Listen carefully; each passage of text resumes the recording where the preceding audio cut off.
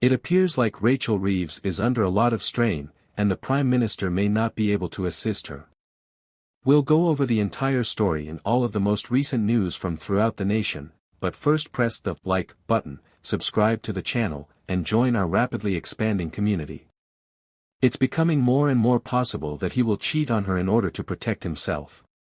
Just a brief note to let you know that we have brand new Stuck Farmer t-shirts in stock. You can get them right now at British.com or by clicking the link in the description. When a party takes over government, the reality often hits harder than expected, and they rarely seem truly prepared for the challenges ahead.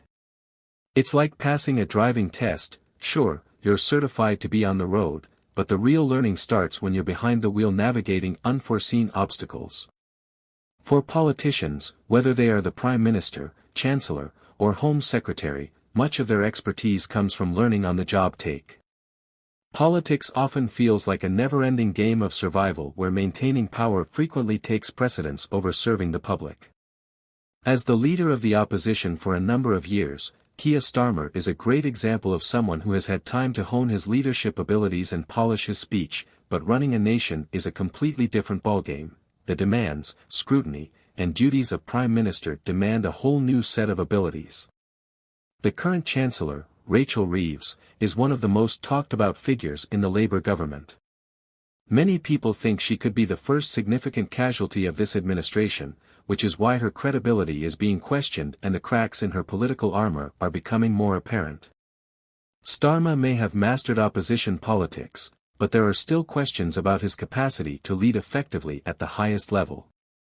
Reeves has experienced a great deal of criticism regarding her resume, which was initially presented as an accomplished economist. Subsequent research showed that she had held positions very different from that, such as managing bank complaints. This has raised concerns about her credentials and integrity in politics, where perception is everything, and these she is now the target of criticism due to revelations. According to some analysts, it's not a question of if she will be compelled to move aside, but rather when. Critics contend that the Labour government's interests are out of alignment, and this scrutiny is made worse by the larger problems it faces. Billions are being spent on global causes and supposedly progressive projects, while there are still home problems like defence expenditures, assistance for seniors and farmers. Welfare is frequently neglected. If history teaches us anything, it is that politics is cruel. Scandals can be endured, but becoming a target of derision is frequently fatal to a political career. This strategy has angered many voters, and Reeves may be used as a scapegoat to deflect attention from the government's larger shortcomings. Reeves is dealing with an increasing amount of backlash on social media, where jokes and memes about Rachel from accounts have taken off, casting doubt on her capacity to be taken seriously as the country's financial steward, which puts Starmer in a difficult position. Even if the public or media demands it, he is unlikely to resign himself, but in order to maintain his position as leader, he could have to give up important allies. To begin, Starmer's detractors claim that he lacks accountability and is hesitant to accept responsibility for his errors. The pressure is increasing, and the stakes are higher than ever. Will Rachel Reeves resign willingly, or will Starmer and Labour throw her under the bus to save their own skins? Either way, her future appears increasingly precarious. Politics is ultimately about perception as much as it is about policy, and being perceived as unqualified or incompetent can often be a greater threat to a politician than any single misstep. What do you think about Reeves, and will Starmer sacrifice her? Tell me about it. In other news articles, pensioners have expressed their annoyance over the proposed reductions to the winter fuel payment. In interviews, some are having difficulty, which I believe is incorrect. I believe we should all get it. One senior citizen said another pensioner expressed their helplessness over the situation, saying, "I don't see what I can do, can't do anything about it really, I feel annoyed, I just live on my pension and because I'm fit I can't get any benefits." A third retiree informed the broadcaster that she can no longer afford to use her wall heaters due to the high operating expenses, and that she now uses a tiny portable heater and extra layers of clothes to stay warm as a result of changes in the winter fuel allowance. "We're from a generation that knows how to manage and make do," so when you work for decades and expect to retire without financial worries, it's frustrating," she added. She also mentioned that the fuel allowance made a big difference to me on top of my basic pension. "Now, I haven't had the heating on at all. I use a small heater when I'm in, but I don't run my wall heaters because they're too expensive. Instead, I've been adding more layers and staying active to stay warm. It seems unjust."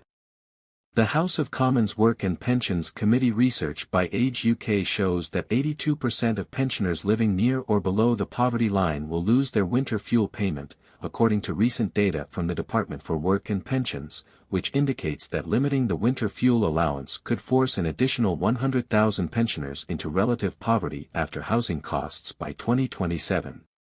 This winter, those over 80 with disabilities, those living alone, and those with extremely low incomes are all included. Additionally, the charity discovered that 10.7 million retirees will no longer get this benefit, with roughly 25% of them living in or slightly above poverty. Pensioners in the southeast regions of Wales and Northern Ireland will be the most impacted, though cuts may differ by location. Even in the northeast, which is the least impacted region, 86% of the poorest retirees would no longer receive their winter fuel payment. 74% of retirees who live in or close to poverty will no longer receive the benefit. Finally, when Prince Harry visited the Museum Indian Reserve in Vancouver and spoke with members of the indigenous community, he was profoundly moved. Harry was received by the Grant family, who described the custom of leaving unfavorable thoughts at a nail outside the building, after Chief Wayne Sparrow welcomed him to a sacred space. As his work with the Invictus Games continues, Harry's office stated that he was profoundly touched by the warmth and hospitality and saw the visit as an opportunity to learn about the community's cultural significance. It also served as a reminder of the power of personal connections for healing and understanding. The Duke presented gifts to young people in the area, symbolizing the resilience and pride of their countries. The 2025 Invictus events, which Harry organized, will take place in Canada for the first time and feature two events with the introduction of winter sports like wheelchair curling and skiing. Harry and Meghan Markle traveled to Canada in February to commemorate the year before the Games, but he returned by himself because they had started pursuing different career paths. Please share your thoughts about the topics we covered in today's video in the comments box below. If you haven't already, please make sure to like this video and subscribe to the channel for more British political news. Thank you, and goodbye.